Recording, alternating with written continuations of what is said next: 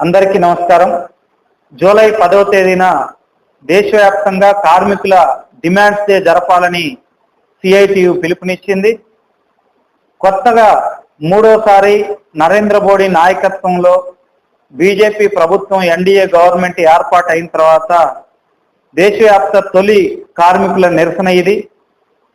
ప్రభుత్వం ఏర్పడిన కొద్ది రోజుల్లోనే ఈ నిరసన కార్యక్రమాలకి ఎందుకు పిలుపువ్వాల్సి వచ్చింది అనంటే, ప్రభుత్వం కొత్తగా ఏర్పాటైన తర్వాత తన ఆర్థిక విధానాల్లో ఎటువంటి మార్పు లేకుండా మొత్తం ప్రభుత్వ రంగ సంస్థలన్నింటినీ ప్రైవేటు కార్పొరేట్ కంపెనీలకి ధారాదత్తం చేసే విధానాలని వేగంగా అమలు చేస్తుంది.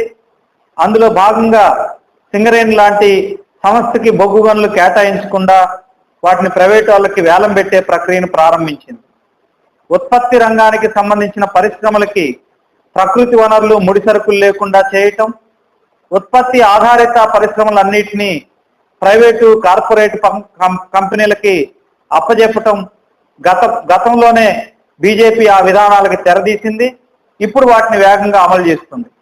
రెండోది, పేద ప్రజలకి అందేటువంటి ప్రభుత్వ స్కీములు, అది ఐసిడిఎస్ కావచ్చు, మధ్యాహ్న భోజనం కావచ్చు, ఎన్ఆర్హెచ్ఎం కావచ్చు, ఐకేపీ కావచ్చు, ఇలాంటి స్కీములన్నిటినీ ప్రభుత్వం బలహీనపరిచేటువంటి పని చేస్తుంది.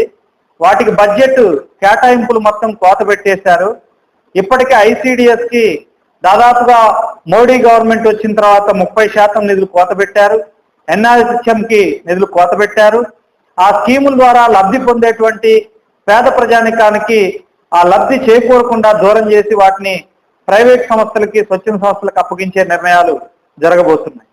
లేబర్ కోడ్లు తీసుకొచ్చారు. ఉన్న కార్మిక హక్కుల్ని కాలరాసే పని చేస్తున్నారు. మరొక వైపు క్రిమినల్ లాలో కూడా మార్పులు తీసుకొచ్చారు, సివిల్ లాలో మార్పులు తీసుకొచ్చారు. ప్రశ్నించే వాళ్ళందరి మీద నిర్బంధాన్ని ప్రయోగించేటట్టుగా ఈ చట్టాలన్నింటిలో మార్పు తెచ్చారు. ఏకంగా ప్రజాస్వామికం యొక్క మౌలిక స్వభావానికి ఈ విరుద్ధంగా నిర్బంధాన్ని, నియంతృత్వాన్ని అనుసరించేటువంటి చట్టాలన్నీ వేగంగా అమలు చేసే ప్రక్రియ ప్రారంభమైంది. ఇంకోవైపు అసంఘటిత రంగంలో నిర్మాణ రంగం కానీ, ట్రాన్స్పోర్ట్ రంగం కానీ, లేదు చిరు వ్యాపారాలు చేసే వాళ్ళందరికీ ఆర్థికంగా భారాలు వేసేటువంటి ప్రక్రియ పెరిగింది. వెల్ఫేర్ బోర్డు లేని కారణంగా అసంఘటిత రంగ కార్మికులు తీవ్రంగా నష్టపోతున్నారు.